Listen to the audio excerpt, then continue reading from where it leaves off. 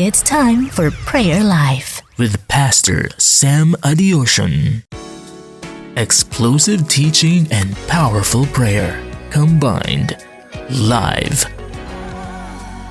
Praise the Lord. Hallelujah. Ẹ jẹ́ á gbàdúrà. Ọlọ́run wa yìn orúkọ yín lọ́pọ̀lọpọ̀ fún àǹfààní ọ̀tun ìtẹ́ fún wa lónìí. A dúpẹ́ lọ́wọ́ yín o nítorí pé a ní yín ní Ọlọ́run. A dúpẹ́ nítorí pé à ń pe orúkọ Jésù láì fi ohunkóhun mọ́. Jésù Kristi Olúwa ẹ gbà ọpẹ́ wa. Mo tún gbàdúrà lónìí fún yín. Mo pe orúkọ Jésù Kristi, Ọlọ́run Abrahamu, Ọlọ́run Isaki, Ọlọ́run Jacobu. Lónìí yóò tún jẹ́ ọjọ́ ẹ̀rí míì nínú ayé yín lórúkọ Jésù Kristi. Mo ní lórúkọ Jésù Kristi àdúrà tòní yóò bá ènìyàn pàdé. Ní ọ̀gangan tí ẹ ti nínú Ọlọ́run, mo ní àdúrà tòní yóò bá ènìyàn pàdé. Ìyanu Ọlọ́run á tún ṣẹlẹ̀ lẹ́ẹ̀kan sí. Agbára wà láàyè rẹ̀ yóò ṣiṣẹ́ ní orúkọ Jésù Kristi Olúwa wa. Àmín. Tọ́ ẹ̀yin ọmọ Ọlọ́run, mo dúpẹ́ lọ́wọ́ Ọlọ́run torí pé Ọlọ́run tún fún yín ní ààyè tó dára láti darapọ̀ mọ́ àdúrà wa lónìí. Mo gbàdúrà lórúkọ Jésù Kristi, lẹ́yìn Jésù ojú òní tì yín lórúkọ Jésù Kristi. Mo ní àwọn ìfilọ̀ bíi méjì mẹ́ta kan èyí tí mo fẹ́ fi bẹ̀rẹ̀ ẹjọ́, mo fẹ́ ká fọkàn sí dáadáa. Mo bẹ̀ wá nítorí Ọlọ́run. Mo ti fi gbogbo àkókò kan sílẹ̀ láti fi announce lórí àdúrà wa yìí wípé nọ́mbà wa tí ó parí sí 4428 yẹn pé a ò lò mọ́. A sọ léra ṣùgbọ́n mi ní sọ̀rọ̀ kọjá yẹn. Ẹ jọ̀ọ́ ẹni tó bá tẹ́ bá pé tí ìyókù lórí fóònù yín, tẹ́nìkan bá ti send message sí yín tó ní ẹ jẹ́ á jọ pàdé nínú àdúrà, àwọn ò mọ̀ ń pa ẹ o. Tẹ́nìkan bá sọ fún yín pé àkáǹtì ni wọ́n ní kẹ́ ẹ̀mí ò mọ̀ kankan nípa ẹ o. Mo ti gbìyànjú láti ṣe èyí tó dára. Ẹ jọ̀ọ́ ẹ̀yin náà ẹ bá wa sọ fún àwọn míì. A ò lo nọ́mbà yẹn máa rárá àtọ́. So àdìsọ́pọ̀ yẹn tó bá fẹ́ mọ̀ nípa nọ́mbà yẹn kó lọ sórí wẹ́bsáìtì wa níbi tí wọ́n sọ pé reach us. So a rí fọ́ọ̀mù níbẹ̀, a rí nọ́mbà téèyàn lè gbé níbẹ̀. Gbogbo ẹ̀ wà bẹ́ẹ̀ pátápátá. Tó bá dẹ̀ pé nọ́mbà yẹn ó pàbè lọ́wọ́ pé wọ́n fún yín ní nọ́mbà pastor WhatsApp, nọ́mbà WhatsApp Pastor Sam lọ́wọ́ kan náà máa fún yín. Ẹ jọ̀ọ́ ẹ jẹ́ ká fọkàn sí yẹn. Ọlọ́run á gbọ́ àdúrà wa lórúkọ Jésù. Bí ògo ní tẹ́tọ́ Ọlọ́run, ẹ má jẹ́ ká gbàgbé pé registration fún ààyè fún Texas Fire Conference ní orílẹ̀-èdè Amẹ́ríkà ń lọ lọ́wọ́lọ́wọ́. Tá bá lọ sí orí wẹ́bsáìtì wa ní samologo.com.ng ẹ̀yọ́ gàdàgbà báyìí òun la máa rí pé Texas ni à ń polongo lọ́wọ́ níbẹ̀.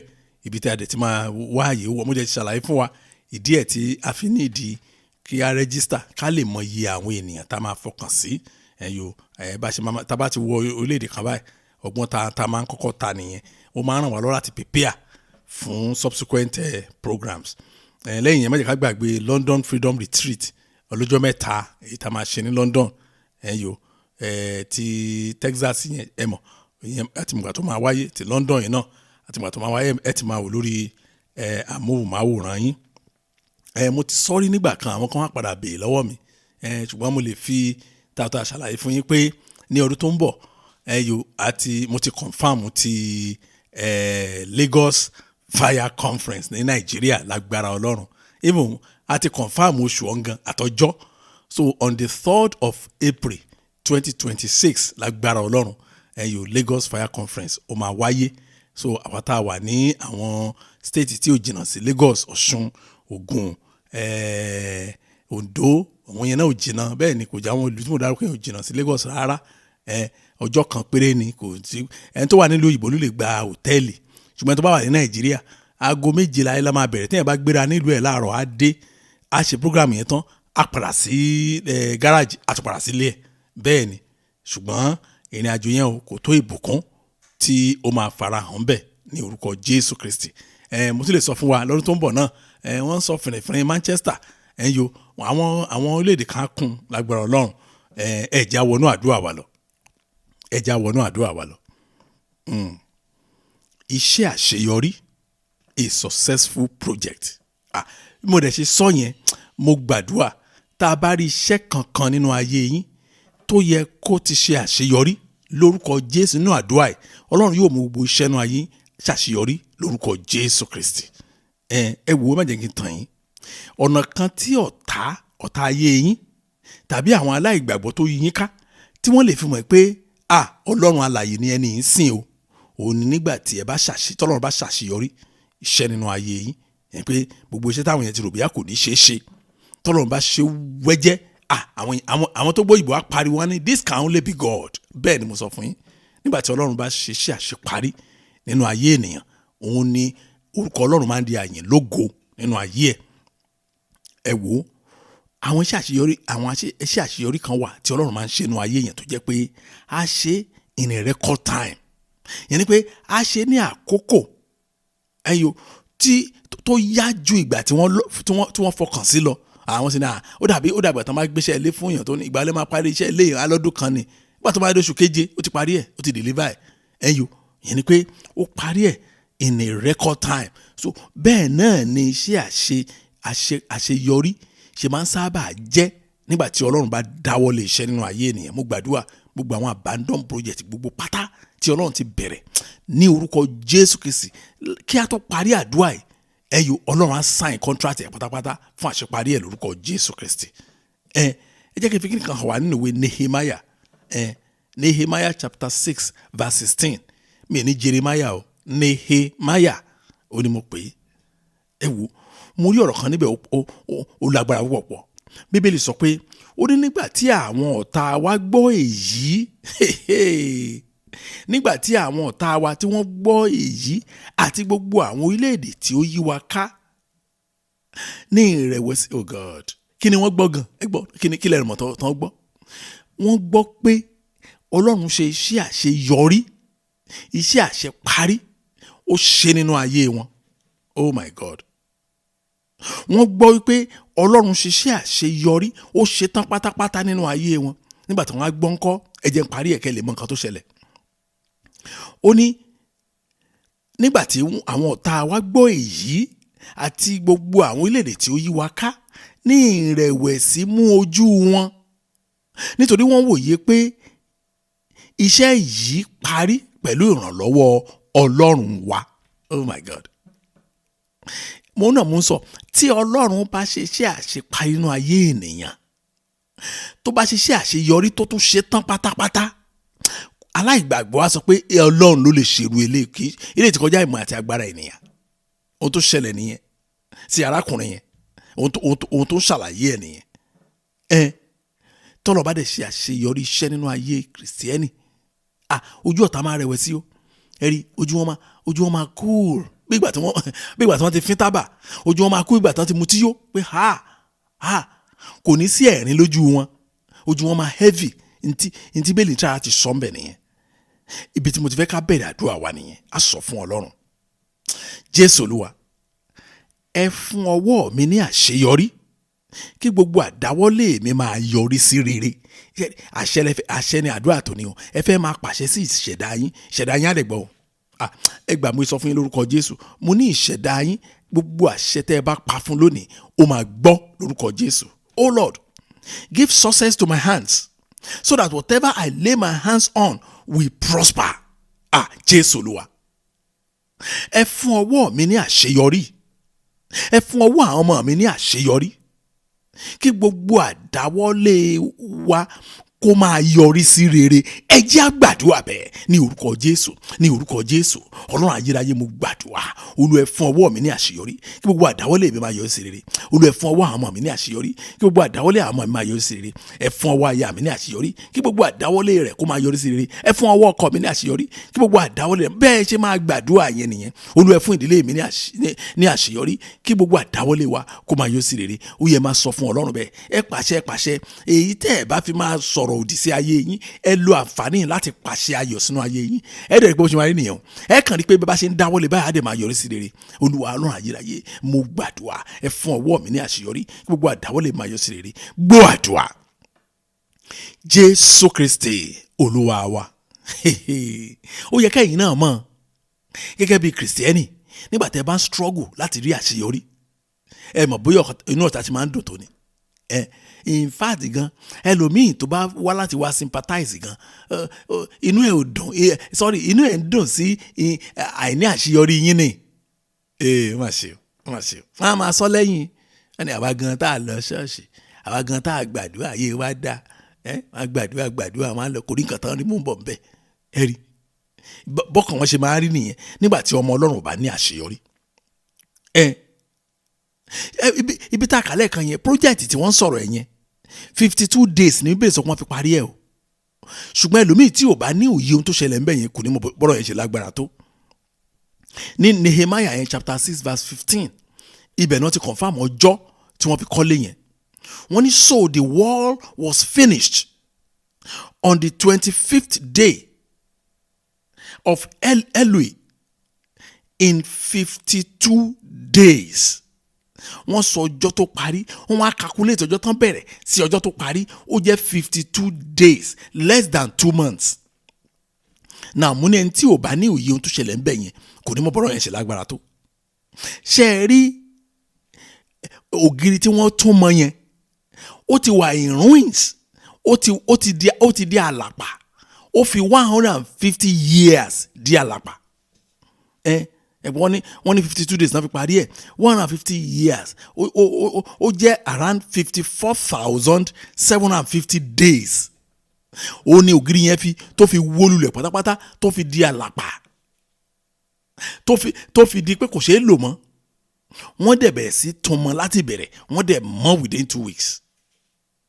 Ṣé bí nǹkan tẹ̀tẹ̀ máa ń sọ ni pé níta bá fẹ́ bàjẹ́ ló máa ń yá níta bá fẹ́ tún ṣe máa ń pẹ́ ṣùgbọ́n tí ọwọ́ Ọlọ́run bá wà níbẹ̀ kò gba Ọlọ́run ní àkókò kankan láti tún nǹkan tó bàjẹ́ ṣe a tún sọ fún Ọlọ́run eléyìí ó tún yàtọ̀ díẹ̀ pé Jésù Olúwa ẹ fún ọwọ́ mi ní àṣeyọrí káyé mi lè kọrin tuntun Oh Lord, give success to my hands so my life will sing a new song. Ṣé pé ọ̀rọ̀ àṣẹ mi tún jáde nìyẹn mi dẹ̀ fẹ́ kẹ́ fi ṣeré pé Jésù Olúwa ẹ fún ọwọ́ mi ní àṣeyọrí ẹ rántí àwọn ọmọ yẹn jọ ẹ fún ọwọ́ àwọn ọmọ mi ní àṣeyọrí ohun tó máa gbà ní kẹ́ ẹ fi fún orúkọ Jésù ló dẹ̀ máa gbà ẹ sọ fún Ọlọ́run pé Jésù ẹ fún ọwọ́ ìdílé mi ní àṣeyọrí kí ayé wa lè kọrin tuntun ẹ jẹ́ á gbàdúrà bẹ́ẹ̀ ní orúkọ Jésù ní orúkọ Jésù Ọlọ́run ayérayé mo gbàdúrà Olúwa ẹ fún ọwọ́ mi ní àṣeyọrí kí ayé mi lè kọrin tuntun lórúkọ Jésù Kristi Olúwa ẹ fún ọwọ́ mi ní àṣeyọrí kí ayé mi lè bẹ̀rẹ̀ sí kọrin tuntun Olúwa ẹ fún ọwọ́ mi ní àṣeyọrí ní orúkọ Jésù Kristi Olúwa ẹ fún ọwọ́ mi ní àṣeyọrí ní orúkọ Jésù Kristi ẹ fún ọwọ́ àwọn ọmọ mi ní àṣeyọrí ní orúkọ Jésù Kristi kí ayé wa lè bẹ̀rẹ̀ sí kọrin tuntun a fẹ́ bẹ̀rẹ̀ sí kọrin tuntun a fẹ́ kọrin ọpẹ́ a fẹ́ kọrin ìyìn a fẹ́ pe èrò mọ́ra láti bá wa yin Ọlọ́run lórúkọ Jésù Kristi Olúwa ẹ fún ọwọ́ wa ní àṣeyọrí Olúwa ẹ fún ọwọ́ wa ní àṣeyọrí kí ayé wa máa bẹ̀rẹ̀ sí kọrin tuntun Olúwa ẹ fún ọwọ́ wa ní àṣeyọrí kí ayé wa bẹ̀rẹ̀ sí kọrin tuntun ní orúkọ Jésù Olúwa ẹ ṣàánú lórúkọ Olúwa ẹ ṣàánú Jésù Olúwa ẹ ṣàánú fún wa Olúwa ẹ jẹ́ ká rí àánú gbà gbọ́ àdúrà Jésù Kristi Olúwa wa ẹ̀yin ọmọ Ọlọ́run ṣe rí nígbà míì ẹni tí ò fẹ́ kó ṣàṣeyọrí yẹn kì í ṣe àṣeyọrí ẹ̀ yẹn gan nìṣòro ẹ̀ àtọ́ ẹ jẹ́ kí n tún sọ kó lè yé yín mo níṣẹ́ rí ẹni yẹn tí ò fẹ́ jẹ́ kẹ́ ẹ ṣàṣeyọrí yẹn ọ̀tá ayé yín tó ní rárá ẹ̀ òun ò ní fẹ́ kẹ́ ẹ ṣàṣeyọrí ṣé rí àṣeyọrí tẹ́ fẹ́ ṣe yẹn òun kọ́ ni problem ẹ̀. The problem is that your success will threaten their position.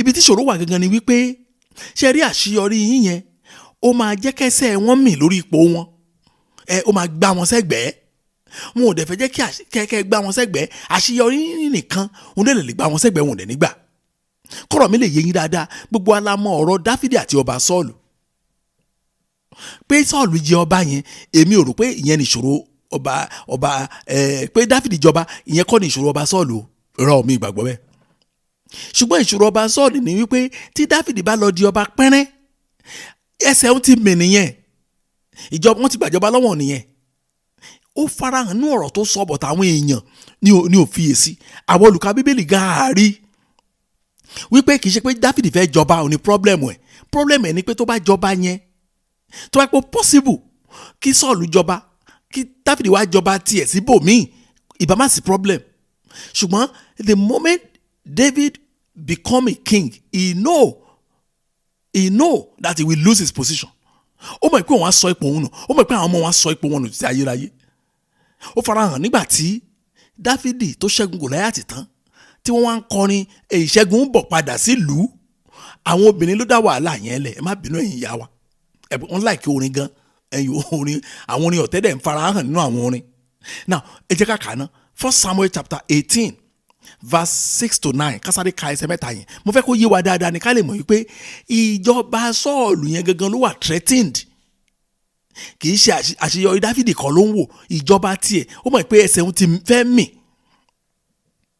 Now mo ka 1 Samuel chapter 18 verse 6-9, Bíbélì sọ pé ó ní nígbà tí àwọn ènìyàn padà sí ilé lẹ́yìn ìgbà tí Dáfídì ti pa àwọn Fílístínì ní ìpakúpa, gbogbo àwọn obìnrin tú jáde láti inú àwọn ìlú Ísírẹ́lì wá láti pàdé ọba Sọ́ọ̀lù pẹ̀lú orin àti ijó.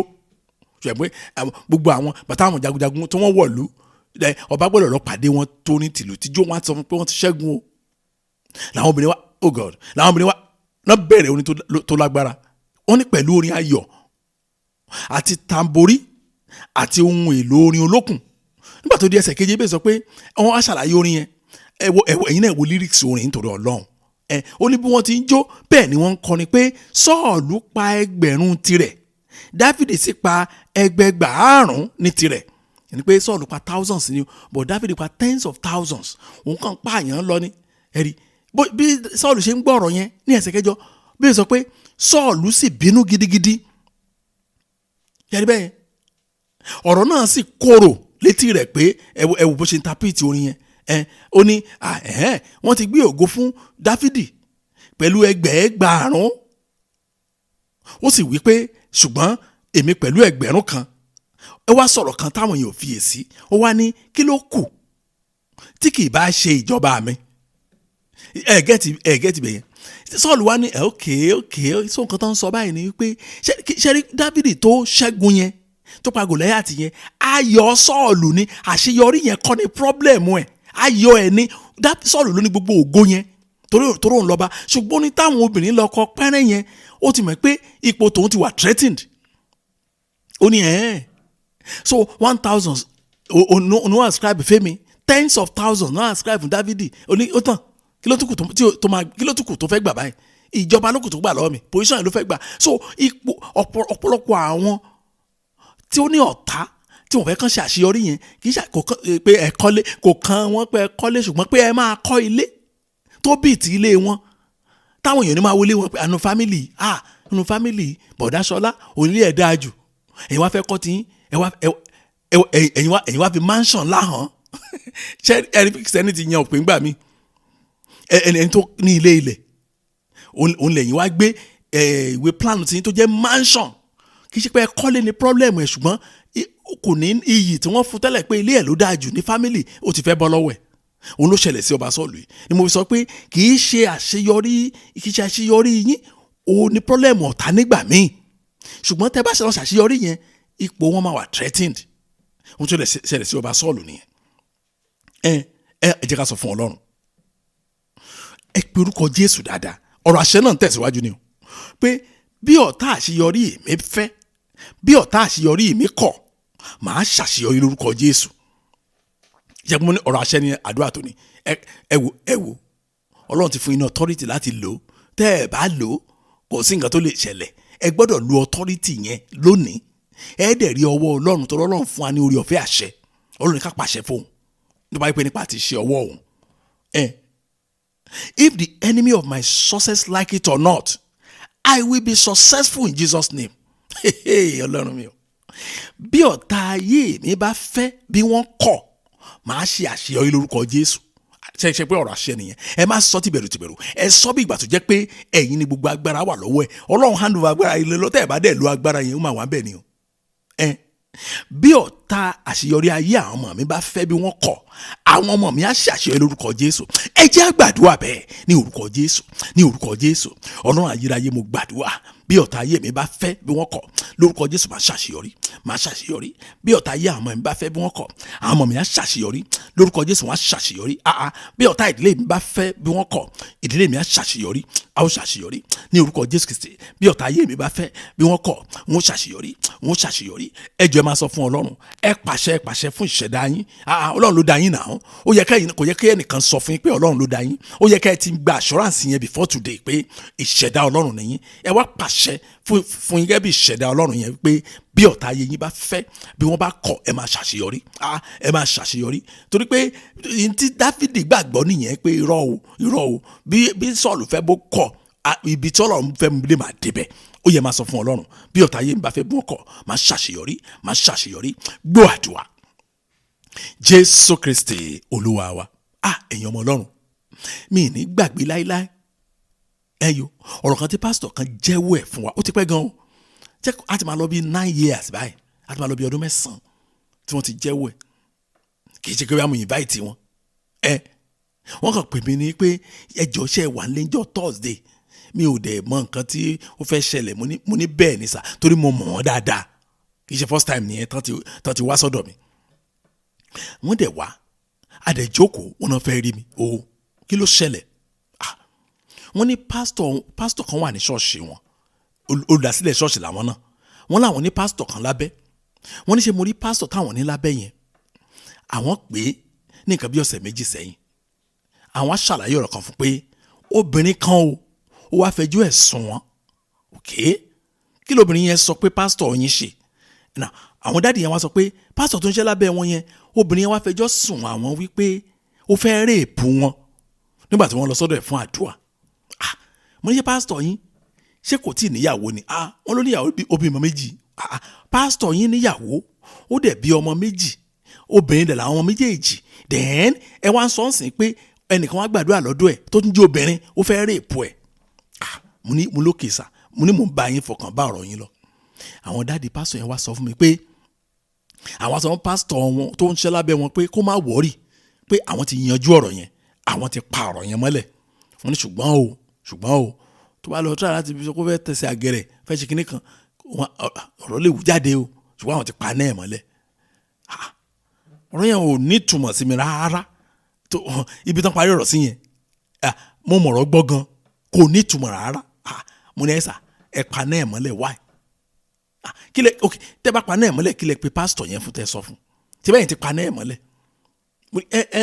àwọn ni wọ́n ló ní ìdí táwọn fi pé táwọn fi sọ fún mo ní kí ni ìdí ẹ̀ mo ní torí ọ̀rọ̀ bẹ́ẹ̀ ó yẹ kẹ́ ẹ pé pásítọ̀ yẹn kẹ́ ẹ pé àwọn pásítọ̀ ẹgbẹ́ ẹ̀ bẹ́ẹ̀ tiẹ̀ pa náà mọ́lẹ̀ kẹ́ ẹ pé á jẹ́ ó yẹ dẹ́ kó mọ̀ lára pé rẹ́ẹ̀pù là ń sọ yìí ní dáàdì pásítọ̀ bá mi sọ̀rọ̀ yìí náà bá dẹ́rù kan bà mí mọ ẹ̀rù yẹn ni wọ́n ní pásítọ̀ Sam wọ́n ní kò sẹ́ni tó fẹjọ́ pásítọ̀ yẹn sùn wọ́n o ọ̀rọ̀ yẹn tún dàrú mọ́ mi lójú mo ní pásítọ̀ tẹ́ ní obìnrin kan wá obìnrin yẹn sọ ó fẹ̀sùn kan ipò fẹ́ rèépù yìí obìnrin kankan wá wọ́n ní bẹ́ẹ̀ ni kí ló dé tẹ́ fi wá pe ẹni ẹlẹ́ni tẹ́ fi sọ fún bẹ́ẹ̀ wọ́n lẹ́sà wọ́n ní ṣe mo ní pásítọ̀ yẹn ìràwọ̀ ẹ̀ kàn ń tàn ní ṣọ́ọ̀ṣì wọn ni ó yà yín náà lẹ́nu mo lanu sílẹ̀ ní o pé ìràwọ̀ ẹ̀ ń tàn mo ní ṣé kìí ṣe iyì yín ni mo sọ fún dáàdì yẹn mo ní ẹ̀sà ní ṣọ́ọ̀ṣì tiwa Masige Gospel Church tí pásítọ̀ kan kọ́ lọ́ọ́ máa lò kọjá wẹ́rẹ́wẹ́rẹ́ ayọ̀mí ni mo ní ẹ̀sà iṣẹ́ mi dínkù gbé màmá àbádọ́ ràn lọ́wọ́ ni kọ́lọ́run máa ràn lọ́wọ́ iṣẹ́ ìránṣẹ́ kó máa ga sí mo lanu sílẹ̀ mi lè pàdé mo ní ó fẹ́ wọ́n ní ẹ̀rù dẹ̀ ń bá àwọn tó bá kúrò ẹ̀yọ pé èrò tó máa bá lọ́ máa pọ̀ torí òun náà ń pè níwájú tó ń pè lẹ́yìn so àwọn afẹ́ kéèjì ẹ̀ ṣé ẹ ti rí ọ̀rọ̀ tí mo sọ lẹ́ẹ̀kan yẹn pé kì í ṣe àṣeyọrí pásítọ̀ yẹn òun ló ń bí bàbá yẹn nínú o rárá o kì í ṣàṣeyọrí ẹ̀ o ó mọ̀ pé tí pásítọ̀ bá ṣàṣeyọrí ipò òun lè wà threatened èyí tó ṣẹlẹ̀ ṣáà nìyẹn o bàbá yẹn ọmọ tó máa ṣẹlẹ̀ lọ́la o tó mọ̀ bè lọ́wọ́ mo ní ṣe ẹ̀yin mọ̀ kan tó máa ṣẹlẹ̀ lọ́la àwọn onírára then why tẹ́ fi assume pé tó bá tẹ̀ wá lórí ní akérè lọ assume pé tó bá lórí ó lè má rẹ̀ ní kankan mú lọ náà wá ń wò mí wọ́n ní wọ́n lọ́kàn wọn kò balẹ̀ much wọ́n ní mo ṣe program kan mo sọ kinní kan kinní yẹn dàbí pé ó ń gún wọn ní kinní làwọn ṣe wá pé àdúrà wọn náà lè gbà báyìí nírọ̀ àtúnṣe lè máa ṣe lóòótọ́ èèyàn mọ́ náà àti ṣe àtúnṣe yẹn o ṣùgbọ́n tí mo fẹ́ kẹ́ ẹ̀ mọ̀ ń bẹ̀ ò nìyẹn ibi tí mo fẹ́ sọ̀rọ̀ mọ́ nìyẹn ibi tí mo fẹ́ sọ̀rọ̀ yẹn dé mọ́ nìyẹn wípé ní ọ̀pọ̀ ìgbà àwọn tí ò fẹ́ jẹ́ kẹ́ ẹ ṣe àṣeyọrí yẹn kì í ṣe àṣeyọrí yín yẹn ló kàn wọ́n ṣùgbọ́n wọn ò fẹ́ wà threatened lórí ipò táwọn wà wọn ò fẹ́ kí ògo tán fún wọn yẹn kó kúrò lórí wọn kó bọ́ sọ́wọ́ ẹlòmíín a sọ fún Ọlọ́run kí ni mo ní a máa ṣe lónìí a máa àṣẹ ni tòní bẹ́ẹ̀ ni gbogbo ọ̀tá àṣeyọrí ayé mi oh God ṣe rí ẹ fiyèsí àwọn àdúrà tí mo ń pè fún wa yìí o. Àdúrà ilé máa lọ díẹ̀ lẹ́nu yín ṣùgbọ́n ẹ fiyèsí o. Ẹ má sọ ìtumọ̀ ẹnu o. Ẹ sọ fún Ọlọ́run nínú ọ̀rọ̀ àṣẹ tá a fi sí lẹ́yìn lónìí pé gbogbo ọ̀tá àṣeyọrí ayé mi wọn ò ní ṣe àṣeyọrí nínú ìgbìmọ̀ wọn lórúkọ Jésù. Gbogbo ọ̀tá àṣeyọrí ayé yín wọn ò ní ṣàṣeyọrí lórí ìgbìmọ̀ tó ń gbà ìgésí kò ṣeé ṣe. Tó bá àṣeyọrí tí ń dúró nìyẹn. Bí ọ̀rọ̀ àwọn dáàdi pásọ̀ tí mo sọ yẹn wọn ò ṣàṣeyọrí lórí arákùnrin yẹn. Ìjọ ta sọ wọ́n kàn sunkún ni wọ́n làwọn ti sọ fún ìyàwó wọn. Ìyàwó wọn béèrè ìyàwó wọn trust wọn ní kí ni wọ́n làwọn ò mọ ibi tí ogun yẹn ti wá mú ní kì í ṣogun ẹ̀tọ́ fogun jà yín ni bàbá ló fogun jà yín. All the enemies of my life success will not be successful in their plot. All the enemies of my life success will not be successful in their plot. Ibi tí àdúrà yẹn lọ nìyẹn wípé gbogbo ọ̀tá àṣeyọrí ayé mi wọn ò ní ṣàṣeyọrí nínú ìgbìmọ̀ wọn lórúkọ Jésù. Ẹ jẹ́ á gbàdúrà bẹ́ẹ̀ ní orúkọ Jésù. Ọlọ́run ayérayé mo gbàdúrà gbogbo ọ̀tá àṣeyọrí ayé mi wọn ò ní ṣàṣeyọrí nínú ìgbìmọ̀ wọn. Gbogbo ìgbìmọ̀ wọn pátá wọn ò ní ṣàṣeyọrí. Gbogbo ọ̀tá àṣeyọrí ayé àwọn ọmọ mi pátá lórúkọ Jésù Kristi wọn ò ní ṣàṣeyọrí lórí àwọn ọmọ mi. Gbogbo ọ̀tá àṣeyọrí ìdílé mi lórúkọ Jésù wọn ò ní ṣàṣeyọrí lórí ìdílé mi. Gbogbo ọ̀tá àṣeyọrí iṣẹ́ mi lórúkọ Jésù wọn ò ní ṣàṣeyọrí lórí iṣẹ́ mi. Gbogbo ọ̀tá àṣeyọrí lórí ayé mi wọn ò ní ṣàṣeyọrí lórí ayé mi. Káyà náà sọ fún Ọlọ́run gbogbo ọ̀tá àṣeyọrí lórí ọkọ mi wọn ò ní ṣàṣeyọrí lórí rẹ̀ lórúkọ Jésù. Ó yẹ máa sọ fún Ọlọ́run bẹ́ẹ̀ gbogbo àwọn tá àṣeyọrí wọn ò ní ṣàṣeyọrí lórí ayé mi wọn ò ní ṣàṣeyọrí lórí iṣẹ́ mi wọn ò ní nínú ìgbìmọ̀ wọn ò ní ṣàṣeyọrí gbogbo tá ayé mi lórúkọ Jésù wọn ò ní ẹ gbàdúrà ẹ gbà dáadáa ẹ gbà bí ìpàṣẹ pé ẹnìkan òun la fi àyè ilẹ̀ fún láti pàṣẹ àdúrà ẹ. Ó yẹ máa sọ fún Ọlọ́run gbogbo tá àṣeyọrí ní orúkọ Jésù Kristi wọn ò ní ṣàṣeyọrí lórí mi nínú ìgbìmọ̀ wọn ò ní ṣàṣeyọrí. Gbọ́ àdúrà Jésù Kristi Olúwa wa. Ẹ̀yin ọmọ Ọlọ́run nígbà míì ẹ̀wẹ̀ ẹni tí ò fẹ́ kó ṣàṣeyọrí yẹn kì í ṣe àṣeyọrí ẹni ìṣòro wọn o. Bẹ́ẹ̀ ni ìṣòro wọn ni wípé wọ́n ń jowú nípa ayé yín. Bẹ́ẹ̀ ni torí owó nìkan ni àìsàn ni ó máa ń wá téèyàn bá ti ní ọ̀tá tó ń jẹ́ òjòwú ní àyíká àti gbègbè ẹ̀ irọ́ o àfi kó má gbọ́ news pé ṣàṣeyọrí. Bẹ́ẹ̀ ni mo sọ fún yín. Tó bá ti gbọ́ pé ẹ ṣàṣeyọrí débi pé ẹ fẹ́ ga ju òun lọ gbogbo ọ̀nà ni o ló máa fi sabotage yín. Mi ìfẹ́ máa sọ ìtàn nínú àdúrà yìí á gbà wá ní time. Ṣùgbọ́n ó dàbí kéèsì Jósẹ́fù ni ẹ wò tí ìbá ṣe Ọlọ́run iṣẹ́ àṣeyọrí ayé Jósẹ́fù ìbá má yọrí láéláé. Bẹ́ẹ̀ ni mo sọ fún wa iṣẹ́ àṣeyọrí Jósẹ́fù ìbá fẹsẹ̀ kọ forever. Ìdí ẹ̀ ni wípé àwọn ọ̀tá àṣeyọrí ẹ̀ wọ́n bẹ̀rẹ̀ láti inú ìdílé ẹ̀ gangan. Ẹ ti gbàgbé ni nígbà tó kọ́ bẹ̀rẹ̀ tí Ọlọ́run kọ́ fún ní ẹ̀bùn àlá yẹn ṣùgbọ́n kò ní òye wípé àwọn ẹ̀bùn kan wà jẹ́ pé ẹ máa pa ẹnu yín mọ́ ni ní ṣọ́ọ̀ṣì. Mọ́mì ṣe fẹ́ gbọ́ ní ṣọ́ọ̀ṣì tẹ́ ẹ̀ ń lọ yẹn àwọn ẹ̀bùn kan wà tọ́lọ́run bá fún yín tẹ́ ẹ̀ bá pa ẹnu yín mọ́ wọ́n máa gbọ́n dànù mọ́ yín lọ́wọ́. Ẹ gbà láwọn ọ̀tá àṣeyọrí ẹ̀yin nìkan láwọn á ríran ẹ máa lálàá ẹ dẹ̀ máa sọ àlàyé ẹ dẹ̀ máa rí bẹ̀ lẹ́sẹ̀kẹsẹ̀ ẹ máa gbàdúrà fún yàn ẹnìkan ṣe thanksgiving báyìí ní àwọn dúpẹ́ lọ́wọ́ Ọlọ́run o mo kàn fọ̀rọ̀ yẹn lọ mọ́mí kinní kan ní bó ṣe gbọ́wọ́lé ọmọ yẹn gbàdúrà báyìí ká tó délé ọmọ yẹn ó ti jẹ búrẹ́dì 3,000 tán lè mọ̀mí lágbájá wà lọlé kó lọ́bẹ̀ kó kúnlẹ̀ kó lọ gbàdúrà gbogbo etí tó gbọ́ ọ̀rọ̀ yẹn àwọn kan máa jowú ni pé owó kíkorò. Bẹ́ẹ̀ ni nígbà tí bọ́ọ̀ yẹn bẹ̀rẹ̀ sí lálàá ìgbà yẹn ní ìṣòro ẹ ti bẹ̀rẹ̀. Genesis chapter 37 verse 10 and 11 Genesis chapter 37 verse 10 àti verse 11 pé sọ pé ó ní nígbà tí ó sọ fún bàbá rẹ̀ àti àwọn arákùnrin rẹ̀ pẹ̀lú bàbá rẹ̀ bíi pé irú àlá wo ni ìwọ ńlá yìí ṣé ìyá rẹ pẹ̀lú èmi àti àwọn ẹ̀gbọ́n rẹ yóò wá forí balẹ̀ níwájú rẹ ni àbí what are you even saying kí ló bàbá ẹ sọ nìyẹn kí ló ń sọ lẹ́nu bí ẹni tí orí ẹ̀ ò pé yìí tó bá páyé ìsìn ni wọ́n á ti ní are you sure you are not on drugs mo nǹkan ti sọ bẹ́ẹ̀ àwọn aráàlú ìgbẹ́ yẹn ẹ̀wọ̀n àti sọ bẹ́ẹ̀ tó bá ti rí ọmọ kan tó jẹ́ bá kí ló ń sọ ọmọ yìí what are you sniffing, what are you smoking, wọ́n á ti máa béèrè àwọn pẹ́sẹ̀ yẹn lọ́wọ́ ẹ̀ wọn ò dẹ̀ mọ̀ pé agbára Ọlọ́run òun ló sinmi lórí ọmọ yẹn ó ní kí ló wúrà rí dèdè wò lélẹ̀ ṣé nǹkan tó sọ pé èmi bàbá ẹ ìyá ẹ àtàwọn ẹgbẹ́ yẹn bó ṣe dàgbà tó yìí wọ́n máa bá níwájú ẹ bàbá yẹn ti wà pé ó possible dáadáa gbogbo èèyàn ń bá níwájú kábíyèsí ni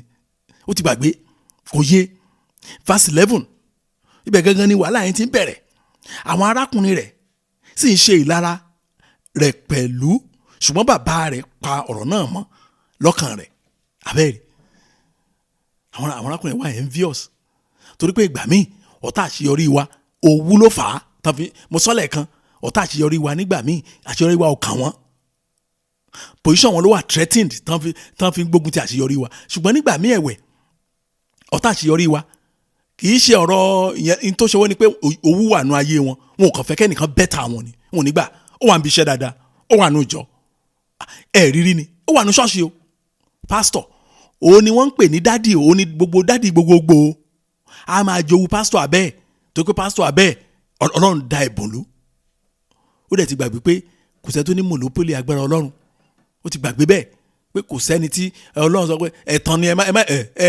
ẹ kúrò lábẹ́ ìṣirò wọ́n sọ pé àwa nìkan là ń rí Ọlọ́run níbo ṣé láyé tá a wà tẹ́ Ọlọ́run ti sọ pé ní òpin ọjọ́ òun á tú ẹ̀mí òun jáde sára gbogbo ènìyàn àwọn àdúgbò á máa lálà àwọn ọ̀dọ́mọkùnrin wọn máa ríran wọ́n máa ṣe ẹ̀rí ṣùgbọ́n ìyanu bẹ̀ ni pé Joseph ṣe àṣeyọrí lójú ẹ̀mí wọn ibi tí àdúrà mi fẹ́ dorí kọ nìyẹn a sọ fún Ọlọ́run ẹ̀mí wẹ̀ bí o àṣẹ làdúrà tó ní ọ̀rọ̀ àṣẹ lẹ́fẹ́ ẹ free lónìí láti pàṣẹ dé gbogbo bí tẹ́ bá máa ṣẹ dé bẹ́ẹ̀ ni mo sọ fún yín ó máa yà yín lẹ́nu nígbà tí Ọlọ́run bá mú ọ̀rọ̀ yín tó bá wé mọ́ authority tó dẹ̀ ń ṣẹlẹ̀ lẹ́sẹ̀kẹsẹ̀ a sọ fún Ọlọ́run kò ní fi ṣe bí ọ̀tá àṣeyọrí ayé mi ṣe pọ̀ tó wọ́n ṣe àṣeyọrí lójú ẹ̀mí wọn àwọn brothers Joseph pọ̀ gan o wọ́n tún ta lẹ́rú tán ó tún ṣàṣeyọrí lórí ìyàwó Pọ́tífà wọ́n tún rán lẹ́wọ̀n tán ó tún ṣàṣeyọrí nínú ẹ̀wọ̀n àfìgbà tó dé bus stop tọ́lọ́run mú lọ. No matter the number of the enemies of my success, I will be successful in their lifetime in Jesus' name. Kò ní fi ṣe bí ọ̀tá àṣeyọrí ayé mi ṣe pọ̀ tó wọ́n ṣe àṣeyọrí lójú ẹ̀mí wọn lórúkọ Jésù. Ẹ jẹ́ á gbàdúrà bẹ́ẹ̀ ní orúkọ Jésù ní orúkọ Jésù Ọlọ́run ayérayé mo gbàdúrà kò ní fi ṣe bí ọ̀tá àṣeyọrí ayé mi ṣe pọ̀ tó wọ́n ṣe àṣeyọrí lójú ẹ̀mí wọn lórúkọ Jésù wọ́n ṣe àṣeyọrí lójú ẹ̀mí wọn lórúkọ Jésù kò ní fi ṣe bí ọ̀tá àṣeyọrí ayé àwọn ọmọ mi ṣe pọ̀ tó àwọn ọmọ mi á ṣàṣeyọrí lójú ẹ̀mí wọn lórúkọ Jésù Kristi ó yẹ máa gbàdúrà ẹ sọ fún Ọlọ́run mo ní ẹnu ní àṣẹ wà lónìí o pé kò sí bí ọ̀tá àṣeyọrí ayé yín ṣe pọ̀ tó ẹ ó ṣàṣeyọrí ó yẹ máa sọ bẹ́ẹ̀ fún Ọlọ́run kò sí bí ọ̀tá ayé mi ṣe pọ̀ tó wọ́n ṣàṣeyọrí lójú ẹ̀mí wọn wọ́n ṣàṣeyọrí lójú ẹ̀mí wọn lórúkọ Jésù Kristi lójú ayé wọn báyìí wọ́n á máa rí wọ́n á celebrate pẹ̀lú mi wọ́n á bá mi jó wọ́n á bá mi yọ̀ àwọn náà gbé orin nígbà tí wọ́n bá ń kọrin testimony mi jáde kò ní fi ṣe bọ́n ṣe pọ̀ tó lórúkọ Jésù Kristi wọ́n ṣàṣeyọrí lójú ẹ̀mí wọn gbọ́ àdúrà Jésù Kristi Olúwa wa. Ṣé nígbà tí mo ń ka Bíbélì ẹ̀kan yẹn bí mo ṣe ń ka yẹn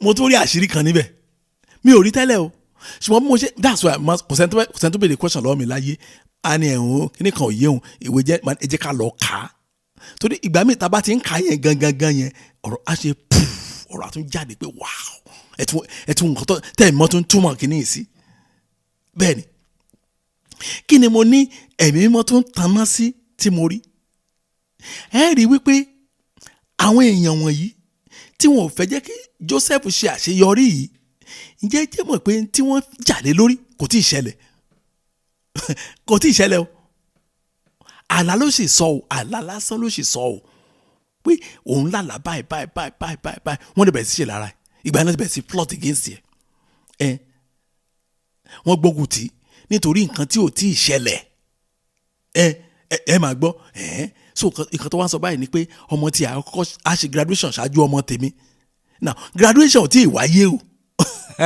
ṣùgbọ́n bóyá pé ọmọ yẹn ọ̀rẹ́ mi ọmọ mi ó ti ra admission university. The next thing tó wọ́n lọ pé kò tí ì ṣẹlẹ̀ o àbí iṣẹ́ tó tẹ̀yìn bá wọ university òun ló ń ṣe graduation.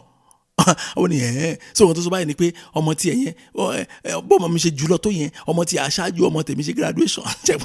Ní tó ṣẹlẹ̀ bẹ́ẹ̀ ó ń ṣẹlẹ̀ ó sì ń ṣẹlẹ̀ dòní olónìí. Ṣé nǹkan tó sọ báyìí ni pé wọ́n láìkì ẹ ju mi lọ. Kò tí ì ṣẹlẹ̀ eventuality ni kò tí ì mọ̀ bóyá ó máa ṣẹlẹ̀ àbí kò ní í ṣẹlẹ̀. Àlá ni wọ́n sọ ni Joseph sọ létí ẹ̀ òbí àtàwọn ẹ̀gbọ́n ẹ̀ kò tí kì í ṣe reality. Joseph ò ní mo ti lálàá báyìí ẹ̀bẹ̀ sí tẹríba fún mi láàárọ̀ yìí kò sọ bẹ́ẹ̀ fún wọn. Ẹ̀rí ẹ má jẹ́ ń tàn yín a rí ọkọ tó ṣe lòdì sí àṣeyọrí ìyàwó ẹ̀ ò tí ì di mílíọ̀nìyà o ìyàwó ẹ̀ ò tí ì lówó bíi ṣẹ̀kẹ̀rẹ̀ o ṣùgbọ́n ti ń sọ pé irọ́ òun lè gbà kí ìyàwó òun lówó o tó bá ti lówó báyìí a máa gbéraga sí mi. Ìyàwó yẹn ò tí ì di mílíọ̀nìyà o kò tí ì dolówó ọ̀hún o.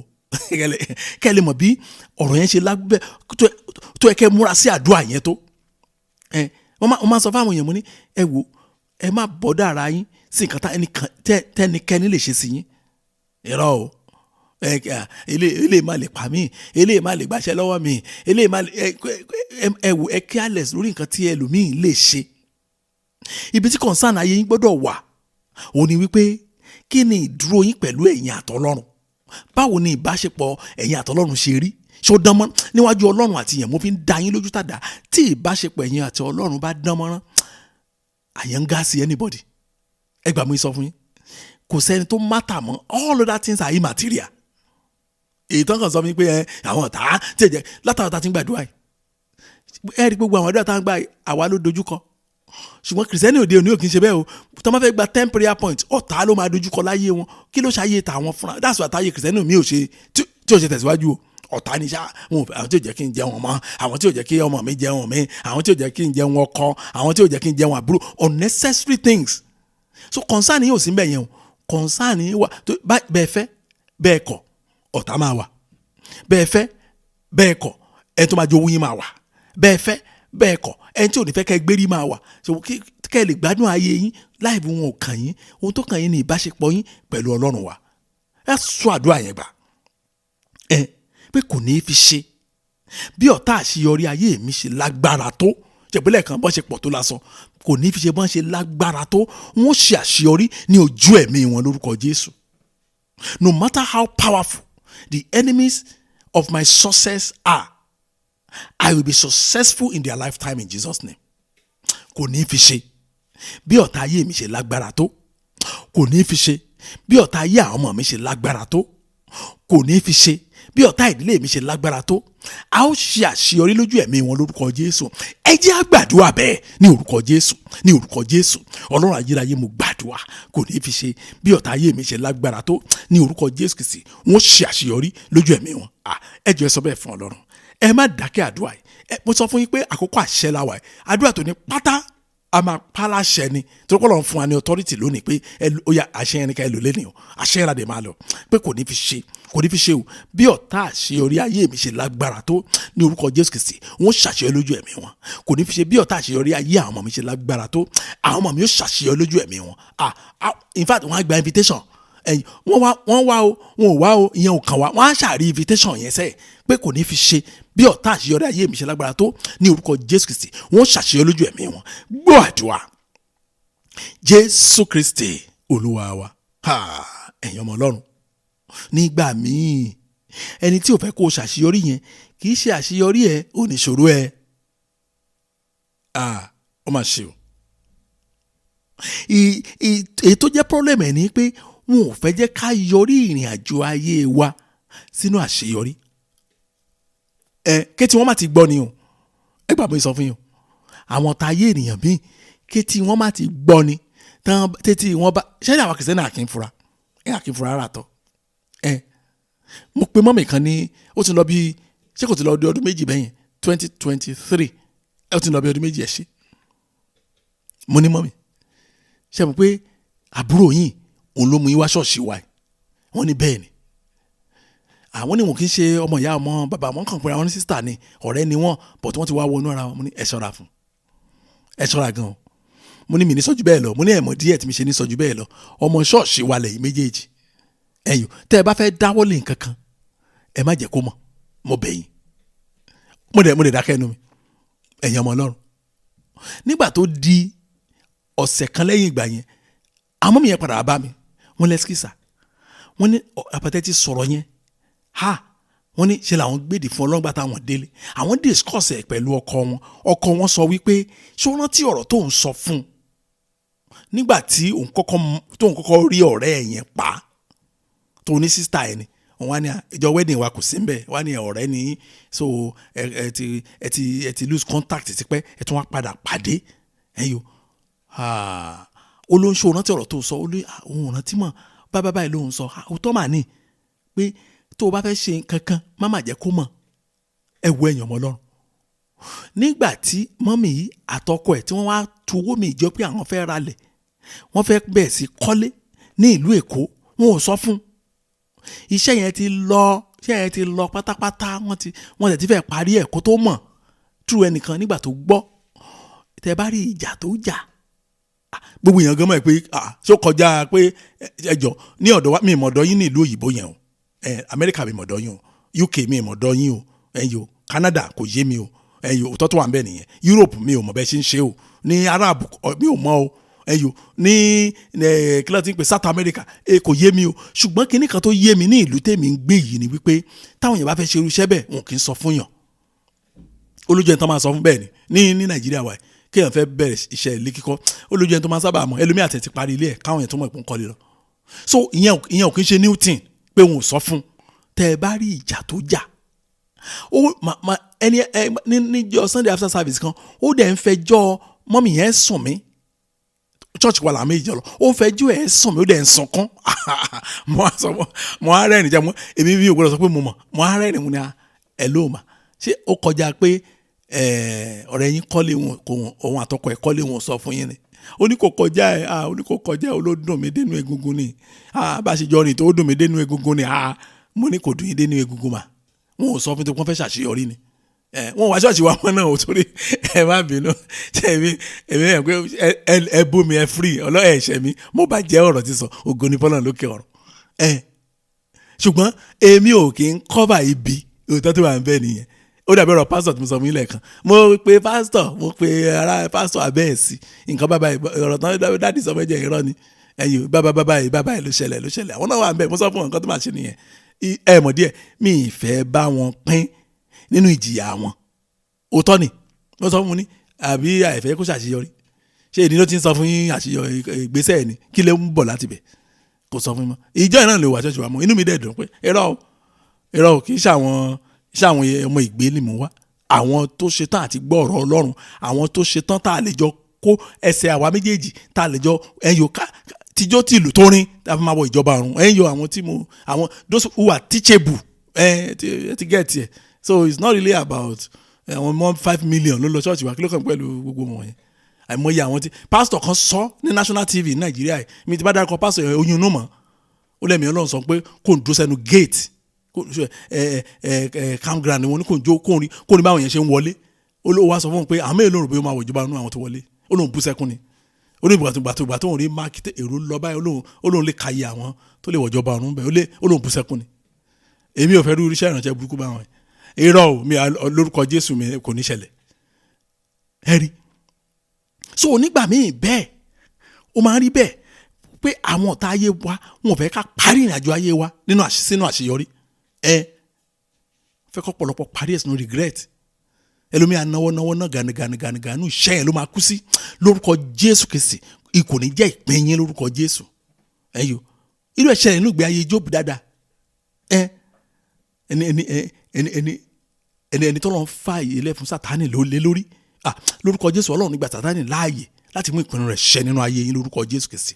Ọlọ́run nígbà Sátánì láàyè láti mú ìpinnu rẹ̀ ṣẹ lórí àwọn ọmọ yín lórúkọ Jésù Kristi. Ṣùgbọ́n kò rí bẹ́ẹ̀ fún Jóòbù, Ọlọ́run gba Sátánì láàyè láti mú ìpinnu rẹ̀ ṣẹ.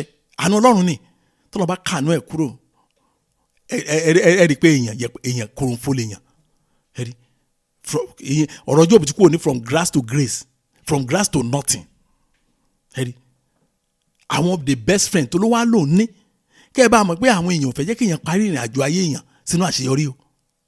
Àwọn tó pé wọ́n ní the best friend tán ní nǹkan ẹyọ kan tán ṣe tó normal ó ní pé wọ́n jókòó ti Jóòbù, wọ́n dákẹ́ tì lọ́rùn fọjọ́ 7. àṣà ni nígbà téèyàn bá ti wà nínú ìbànújẹ́ tó jù tó bá ti wá kí wọn ò ní sọ̀rọ̀ kí lẹ fẹ́ sọ, wọn kò ní nǹkan pẹ̀tù sínú, wọn á jókòó tì, àwọn náà bá ṣọ̀fọ̀ lórí ìjókòó yẹn. Yàtọ̀ sí yẹn, throughout ọjọ́ tán lò lọ́dọ̀ Jóòbù, àwọn ọ̀rọ̀ tán sọ sí àwọn ọ̀rọ̀ tó lè mú kí ẹni tó níṣòro kó lọ pokùnso ni. Àwọn èèyàn kìrìsìtẹ́nì máa ń sá fún ìwé Jóòbù dáadáa, ṣùgbọ́n tẹ́ ẹ bá farabalẹ̀ kẹ́kọ̀ọ́ nínú ìwé Jóòbù, àánú bàbá yẹn á ṣe yín. Ẹranko gbáà làwọn ọ̀rẹ́ mẹ́tẹ̀ẹ̀ta yẹn. Lára àwọn ọ̀rọ̀ tí wọ́n sọ, lára àwọn ọ̀rọ̀ tán sọ, mo lè identify ọ̀rọ̀ 13 kan tó yẹ pé kò dá kẹ́ntẹ́n tó wà ní problem kò gbọ́rọ̀ yẹn sétí. Job gbọ́dọ̀ jẹ́ ẹni tó strong, tó bá pokùnso kò ó normal létí mi. Ìkan nínú ọ̀tọ̀ sọ yẹn wà ní Job chapter 5 verse 1. Job chapter 5 verse 1. Màá ṣàlàyé nǹkan tí bẹ́ẹ̀ ń sọ fún wa. Ẹ mọ̀ pé ọ̀rọ̀ yẹn lágbára gan. Torí pé gbogbo nǹkan tó ń sọ ní gbogbo ọ̀rọ̀ wọn pátá òun ni pé ẹ̀ṣẹ̀ ló fà á. A máa ṣe olí ó kúnlẹ̀ àṣẹlẹ́ṣẹ̀ ní ẹni kọ̀rọ̀. Nǹkan tí wọ́n tẹnumọ́ létí nìyẹn pé owó gbàgbé ẹ̀ wọ́n wá ń sọ fún níbí. Wọ́n wá ní ẹni tó sọ̀rọ̀ yẹn òun náà pè ní Elifazi òun ìkànnà àwọn ọ̀rẹ́ ẹ̀ ni. Ó ní call out now, is there anyone who will answer you, and to which of the holy ones will you turn to? Haba ọ̀rọ̀ yẹn is one of the words tí àwọn ọ̀rẹ́ Jóòbù sọ sí jọ pé ó bí mi nínú pátá. Ó ní ó yá now òun la yí ẹ̀ ti rí báyìí, ó yá gbàdúrà ń sìn. Ó ní bó ṣe wà ta ló lè gbàdúrà ẹ̀ bó ṣe wà. tó pé ẹ̀ṣẹ̀ inú ẹ̀ kan nínú ẹ̀ṣẹ̀ nìyẹn, kò possible kọ́lọ́ máa wòyàn káyé ẹ̀rí báyìí, inú ẹ̀ kan sí ẹ̀ṣẹ̀ nìyẹn, àyípo ń pretend nìyẹn. Ó ní ta ló wá fẹ́, ó ní nínú àwọn ẹni mímọ́ láyé àti lọ́run ta ló lè pè báyìí, ta ló lè pè, ta ló lè gbà nínú ẹ̀. Èèyàn wà nínú ìbànújẹ́ tó pọ̀ tó bẹ́ẹ̀ yẹn, ẹ̀ tó ń pẹ̀ gan ẹ̀. Ẹ̀rí èyí tó kéré jù láàrin wọn ìyẹn Elihu yẹn òun ló sọ̀rọ̀ tó súnmọ́ ọpọlọ, tó súnmọ́ ọgbọ́n díẹ̀, tó mọ́pọlọ díẹ̀ wá. Òun ló sọ wípé kò máa sẹ́ni tó máa lè mọ ọ̀nà Ọlọ́run máa yé èèyàn tó wò kẹta ẹ̀ ń sọ yìí. Òun nìkan ló sọ ọ̀rọ̀ rẹ̀ jáde. Ṣé àwọn méjì yòókù, oh my God, á sọ fún Ọlọ́run kò ní fi ṣe ohun tí ọ̀tá ayé mi ń sọ nípa ọ̀la mi. Wọ́n lo ìgbà mi nínú ayé yìí nínú àṣeyọrí. Pàdé àyànṣe lọ nìyẹn. Ẹ wo tẹ́wá pé etí yín láìka ti máa gbọ́rọ̀ dáàdì, do you hear what they say about me? Ṣé gbọ́n nǹkan sọ nípa mi? Ṣé gbọ́ ọ̀rọ̀ tí ṣé gbọ́ ẹni nǹkan tẹ́ni yẹn sọ? Ẹ̀yọ́ òun lè wá fi ṣe anthem lójoojúmọ́. Waste time ara yín ni o. Òótọ́ ni o. You are wasting your time. Tí ọ̀tá ayé yín bá sọ ẹnu ẹ̀ ló fi sọ, ohun tó bá dẹ̀ wé lẹ́nu báyìí ńkọ́ òun ló fẹnu sọ. No matter what my life's enemy are saying about my tomorrow, I will spend my lifetime in success in Jesus' name. Tí àdúrà yẹn sọ nìyẹn wípé kò ní fi ṣe o. Ohun tí ọ̀tá ayé mi ń sọ nípa ọ̀la mi, òun lo ìgbà mi nínú ayé yìí nínú àṣeyọrí. Àṣẹ ni o. Ẹ má gbàgbé iṣẹ́ tá à ń ṣe lọ́wọ́, kò ní fi ṣe. Ohun tí ọ̀tá ayé àwọn ọmọ mi ń sọ nípa ọ̀la wọn, àwọn ọmọ mi á lo ìgbà wọn nínú ayé yìí nínú àṣeyọrí. Kò ní fi ṣe. Ohun tí ọ̀tá ayé mi ń sọ nípa ayé mi, wọ́n lo ìgbà mi nínú ayé yìí nínú àṣeyọrí. Ẹ jẹ́ á gbàdúrà bẹ́ẹ̀ ní orúkọ Jésù, ní orúkọ Jésù. Ọlọ́run ayérayé mo gbàdúrà kò ní fi ṣe. Ohun tí ọ̀tá ayé mi ń sọ nípa ọ̀la mi, wọ́n lo ìgbà mi nínú àṣeyọrí lórúkọ Jésù Kristi. Kò ní fi ṣe o. Ohun tí ọ̀tá ayé àwọn ọmọ mi ń sọ nípa ọ̀la wọn, àwọn ọmọ mi á lo ìgbà wọn nínú ayé yìí nínú àṣeyọrí. Ẹ sọ fún Ọlọ́run pé kò ní fi ṣe. Ohun tí ọ̀tá ayé yín bá ń sọ nípa ọ̀la yín, pé ẹ ó lo ìgbà yín nínú ayé yìí nínú àṣeyọrí. Wọ́n lo ìgbà mi nínú ayé nínú àṣeyọrí. Wọ́n lo ìgbà mi nínú ayé nínú àṣeyọrí. Wọ́n lo ìgbà mi nínú ayé nínú àṣeyọrí. Ní orúkọ Jésù Kristi, wọ́n lo ìgbà mi nínú ayé nínú àṣeyọrí. Gbọ́ àdúrà Jésù Kristi Olúwa wa. Àti ẹ̀gbọ́n tí àwọn ọ̀rẹ́ Jóòbù, ìyàwó ẹ̀ ń kọ́. So gbogbo ìbáṣepọ̀ wọn láti ọdún ìwá àṣebi tó mọ nìyẹn. ẹ̀rí kò sẹ́ni tó mọ̀yàn tó ìyàwó èèyàn tàbí ọkọ èèyàn, kò sẹ́ni tó mọ̀yàn tó. Bẹ́ẹ̀ ni mo sọ fún yín. So ó jẹ́ ká rí ntí ìyàwó Jóòbù sọ nígbà tó wà nínú ìṣòro yìí, ó jẹ́ ká rí wípé she is only in the marriage for money, torí ọ̀rọ̀ yẹn nìkan, torí owó ọkọ ẹ̀ nìkan ni. This is the same woman tó bí àwọn ọmọ tó kú lọ́jọ́ kan o. Ó ní o. Ọlọ́run mi o. This is the same one tó jẹ́ one of the sole beneficiaries of the wealth of her husband. Ó wà láwọn tó jẹ́ pé ọ̀rọ̀ ọkọ ẹ̀ ó máa gbádùn ẹ o. N tó ń rí sọ ní Job chapter 2 verse 9. Ó ní wípé nígbà náà ni aya rẹ̀ wí fún un pé ǹjẹ́ ìwọ sì di ìwọ̀ ọ̀tọ̀ rẹ mú síbẹ̀ fún Ọlọ́run kí o sì kú. Ntíbẹ̀ yẹn mí ni ó rọrùn láti mọ̀. Ìyàwó Jóòbù ń sọ fún nígbà títí ẹ ti bàjẹ́ tán wípé so you are still pretending. You are still pretending that you are a holy person. You are still pretending that you don't have a secret sins. Oh God, ó ṣì ń tanra ẹ wípé èèyàn mímọ́ ni ẹ báyìí. Èèyàn mẹ́ni ẹ láyé ẹ rí báyìí. Ó ṣì ń tanra ẹ. Ó bá gbé wà ẹ jáde ká kúkú rí kó kú dànù. Ohun tíbẹ̀ yẹn ń sọ nìyẹn. Ọlọ́run mi o. A sọ fún Ọlọ́run kò ní í fi ṣe ohun tí ọ̀tá ayé mi ń sọ nípa ọ̀la mi. Wọ́n lo ìgbà mi nínú ayé yìí nínú àṣeyọrí ojoojúmọ́. Ẹ̀tẹ́ máa fi kún àdúrà yẹn nìyẹn. Pé a lo ìgbà yín nínú ayé yìí nínú àṣeyọrí ojoojúmọ́. Kì í ṣe àṣeyọrí ẹ̀ẹ̀kan lọ́dún. Kì í ṣe àṣeyọrí ẹ̀ẹ̀kan ní lifetime. No, àṣeyọrí ojoojúmọ́. Kò ní fi ṣe ohun tí ọ̀tá ayé mi ń sọ nípa ọ̀la mi. Wọ́n lo ìgbà mi nínú ayé yìí nínú àṣeyọrí ojoojúmọ́. Ẹ jẹ́ á gbàdúrà bẹ́ẹ̀ ní orúkọ Jésù, ní orúkọ Jésù. Ọlọ́run ayérayé mo gbàdúrà kò ní fi ṣe ohun tí ọ̀tá ayé mi ń sọ nípa ọ̀la mi. Wọ́n lo ìgbà mi nínú ayé yìí nínú àṣeyọrí ojoojúmọ́, àṣeyọrí ojoojúmọ́ lórí ọmọ, àṣeyọrí ojoojúmọ́ lórí iṣẹ́, àṣeyọrí ojoojúmọ́ lórí ìdílé, àṣeyọrí ojoojúmọ́. Bẹ́ẹ̀ ṣe ẹ máa gbàdúrà fún àṣeyọrí ojoojúmọ́. Ẹ máa gbàdúrà fún àṣeyọrí ojoojúmọ́. Ẹ dákun ẹ máa gbàdúrà fún àṣeyọrí ojoojúmọ́. Bẹ́ẹ̀ náà ló ṣe máa rí torí pé Ọlọ́run ti pinnu láti fún yín ní àṣeyọrí ojoojúmọ́. Gbọ́ àdúrà. Jésù Kristi Olúwa wa. Bá fi àdúrà bí ẹyọ kan kún.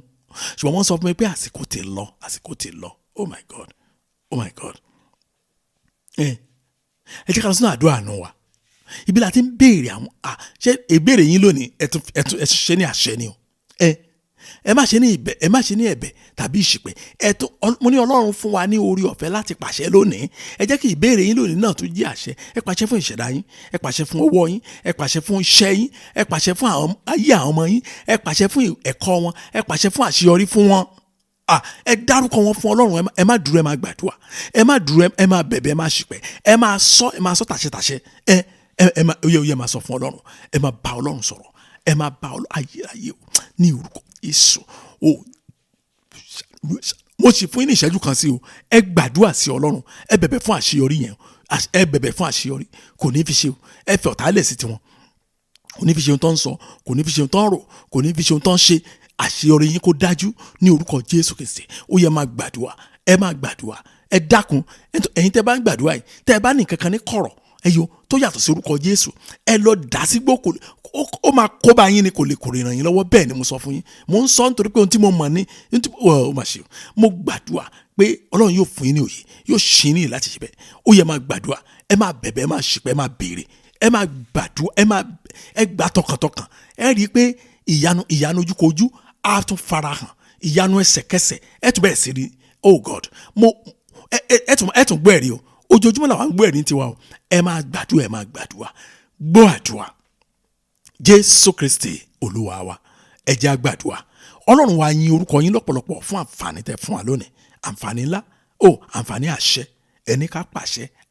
Ọjọ́ wo lẹ ti fún wa lórí ọ̀fẹ́ bẹ́ẹ̀ gbẹ̀yìn. Mo gbàdúrà fún yín bí ẹ ti pàṣẹ lórí ọ̀rọ̀ ayé yín lórúkọ Jésù Kristi. Ọlọ́run fi òǹtẹ̀ tẹ́ lórúkọ Jésù Kristi.